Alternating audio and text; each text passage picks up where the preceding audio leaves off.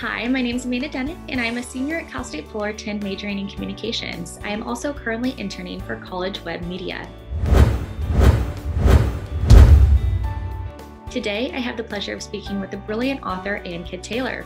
Ann has written the books Shark Club and the book Traveling with Pomegranates, which she co-authored with her mom.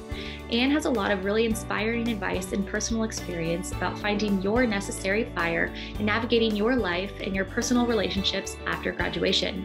Without further ado, here's Ann Kidd Taylor. Morning. How are you? I'm pretty good. It's a little earlier here for me, but Yeah. Well, if you were in pajamas and sipping coffee, that would be completely appropriate. So feel free. How's your morning going? Pretty well. No Good. complaints. Finally have some sunshine. So happy to see that. Good. I'm so glad. Okay, let me just verify with my mentor to make sure we're all good to start recording this meeting. So sorry for the delay. Thank you for being so patient with me. Of course, there's always a little something that happens. Yes.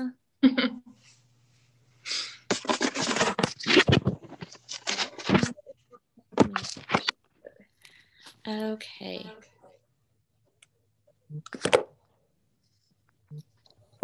Okay, so we are good to start with the questions. I know you have a very short period of time to talk today, so we'll try to get right into it.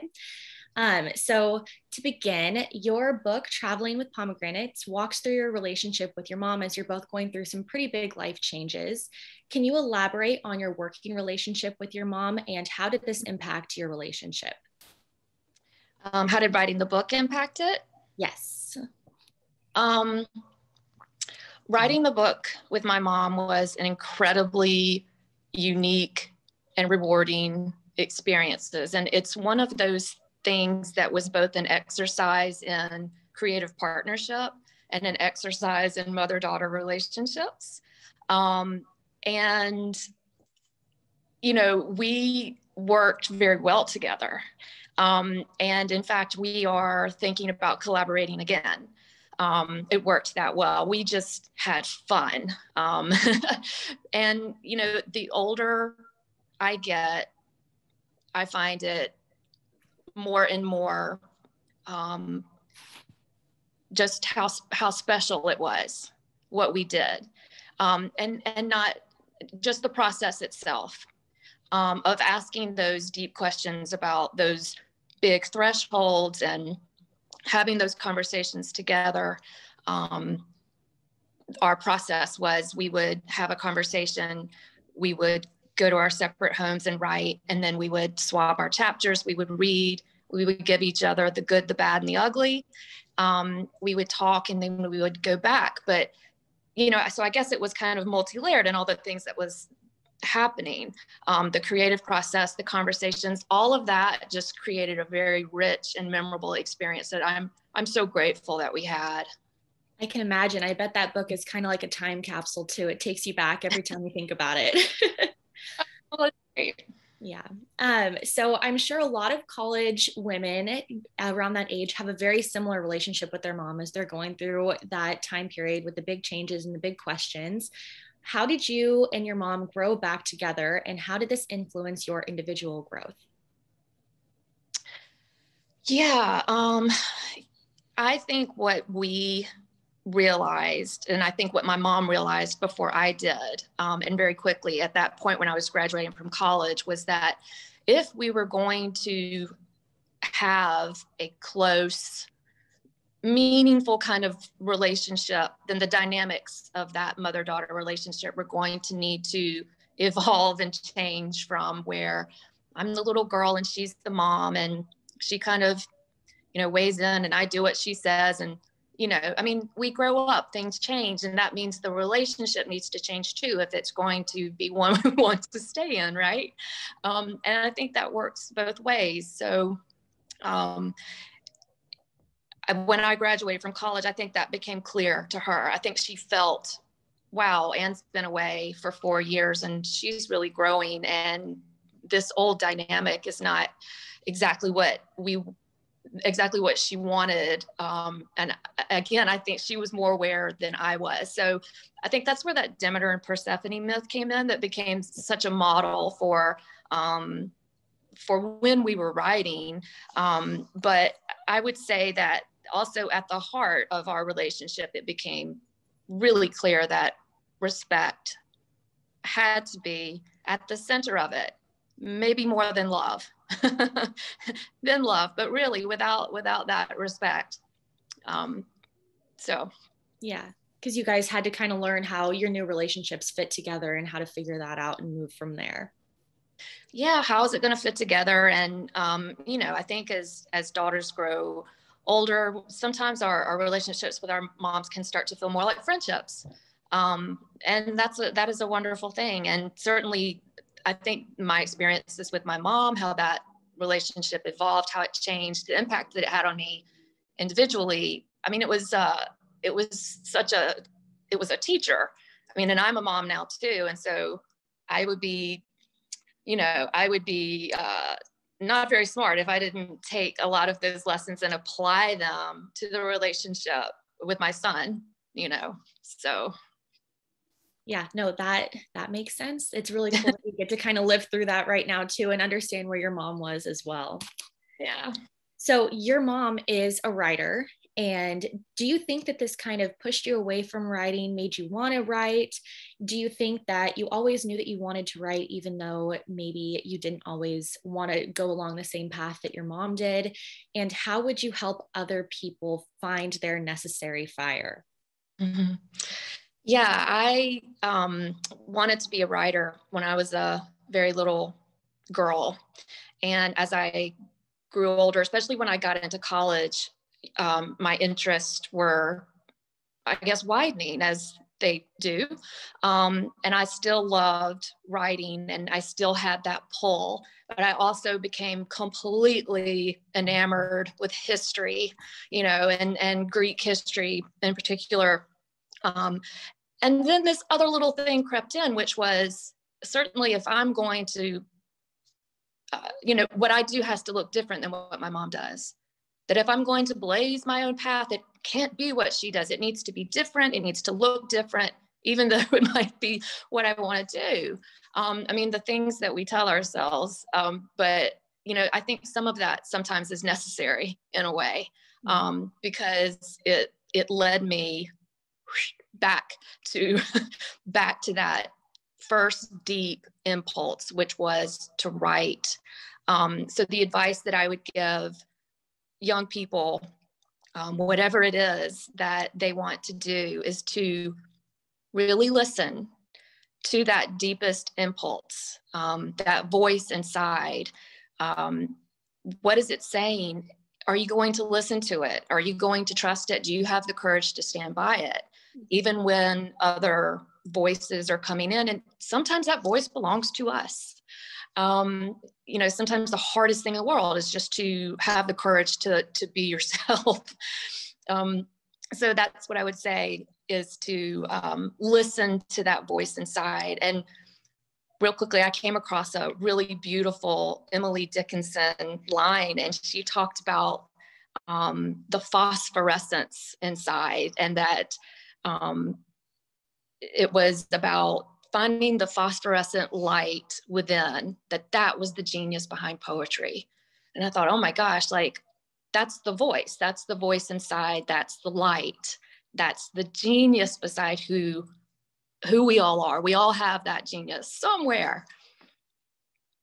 So how did you kind of come back full circle? Was there a specific moment that you knew you wanted to write again?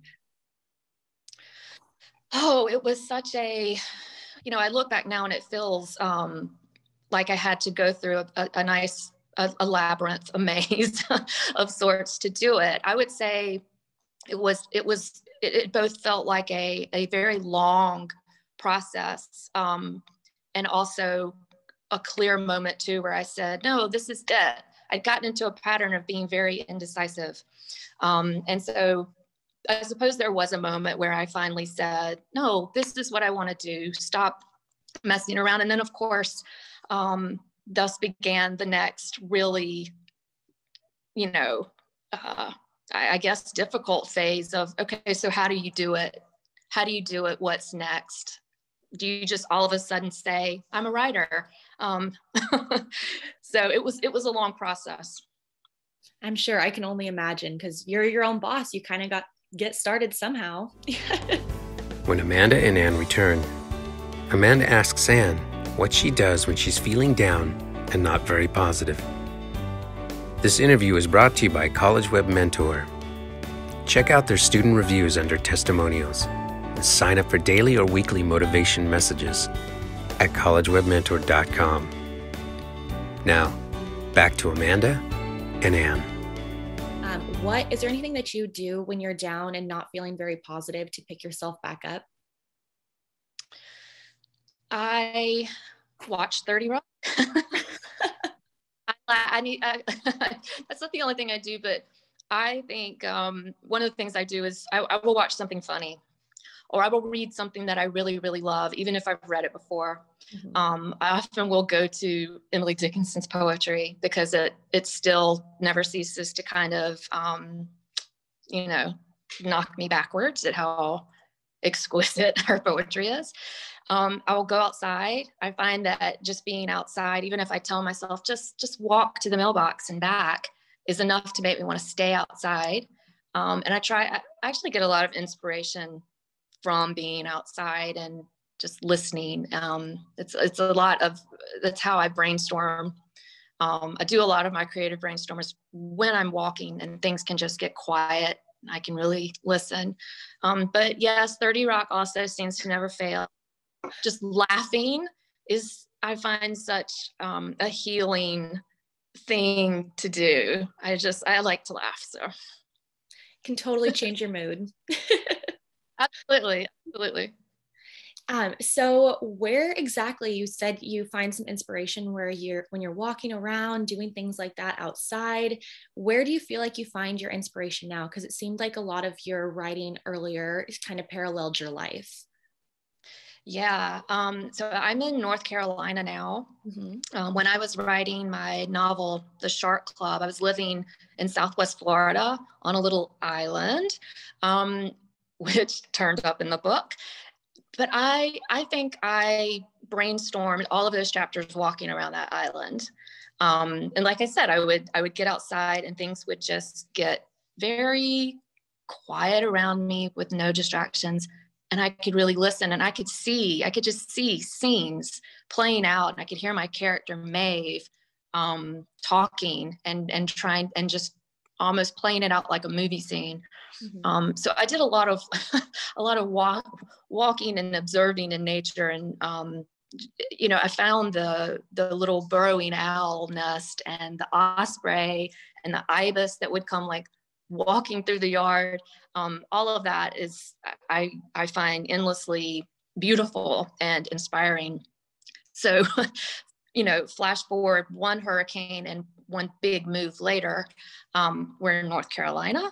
And now brainstorming is, I can still do my walks and all of that. During the pandemic, as we're all holed up in this house, which is, I'm an introvert. This was probably a little easier for me.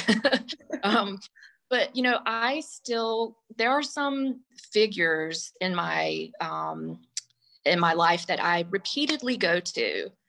Jane Austen. I love the biographies of Jane Austen and the biographies of the Bronte sisters, all of them. Fascinating lives during times when everything was arranged against them. And I find the creative work that they did in that period, who they are, their wit, all of that is so inspiring to me. So inspiring. So I would say to people, go to what you are drawn to. If you're drawn to it, even if you've seen it a million times, keep going back. That makes sense. Yes, exactly. It does make sense. So going back to kind of your educational background, I noticed that you did get your undergrad in history. Do you feel like this helped you at all in your career in writing? And what exactly was your biggest takeaway? What did you learn from it? I'm so glad I got that history degree. It's what really brought me alive what I was studying, and I still love it. I have found that one of the things that it has helped me with is an overall context, an overall view. When it comes to the research, which is one of the most fun things to do when you're writing a book, it's certainly helped there. And, there's I guess we don't have enough time in one lifetime to do everything we'd want to do. There's always going to be a small part of me that wants to go be that history teacher. Mm-hmm. And so, I think, how can I integrate that love with my writing? And so I'm actually, formulating right now in my head a creative project where I'm doing just that. And so I think anything like, for me, history, that anything like that we love, sometimes things just go awry, or we think it's going to turn out one way and it doesn't. But there's still a way, like I said, if you can integrate that thing that you love with this other thing that you love, I mean, that's pretty good. So I'm trying to find a way. Yeah. So the way you said, the way you expect something to turn out one way, but then it ends up going another. You wanted to go to grad school to pursue a career in teaching as a professor. What made you want to pursue that career in teaching? Obviously, you have that love for history. And what advice would you give to college students that feel lost or don't know what they want to do next?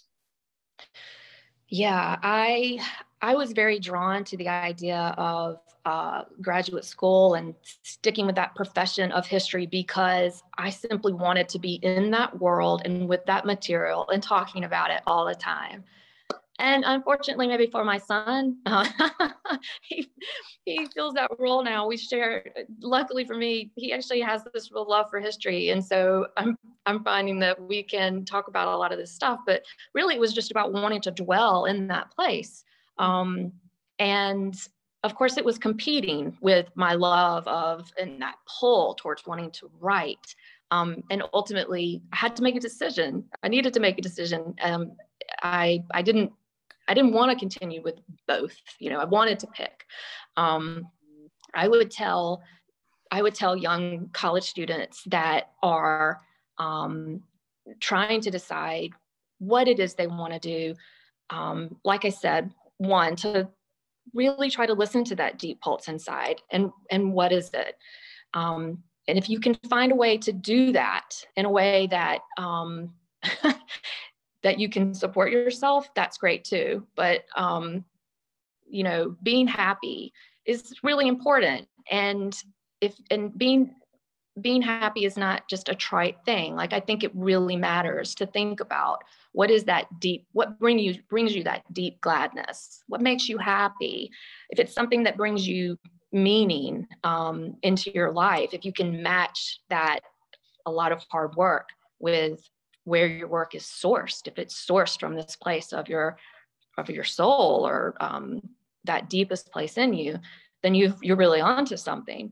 And I think the last thing I would tell college students is that, take it from me, rejections will happen.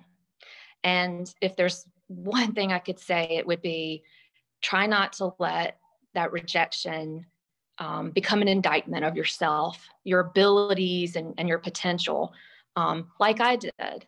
Boy, my rejection to grad school absolutely threw me for a really long time. Looking back, I wish I'd been able to take it a little more in stride, but it hurt. It really, really hurt. And so I would say, sometimes it is a case of if it's not me, it's you. And so it's okay to have that rejection and feel like, wow, that's your loss. And keep taking those little steps towards that thing that makes you happy. You'll get there. Well, I can only imagine that, picturing your life one way, and then all of a sudden it gets turned around in one rejection, and you just have to kind of figure out how to make life work after that, Yeah. The easy stuff. So how exactly did you pick yourself up and then move on from that to pursue your career in writing and realize that that's what your necessary fire and your true love was? Yeah, I really set in seeing writing as an apprenticeship. It wasn't anything going to learn to do overnight. Um, and, I also had this strange idea in my head that if you feel this natural inclination, or that if you have some innate ability for it or insight into it, that it should come easy. I don't know where I got this idea. And I think what I wrote in the book was, in Traveling with Pomegranates, was my mom saying, Beethoven did not sit down and play beautifully the first time. And I'm thinking, I don't know, he might have. And shouldn't I just be able to turn out a first draft and it just be wonderful?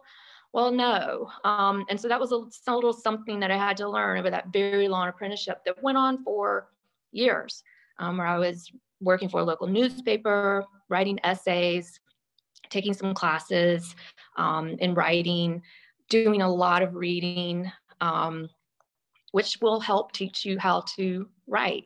My mom talks about hearing the music in sentences.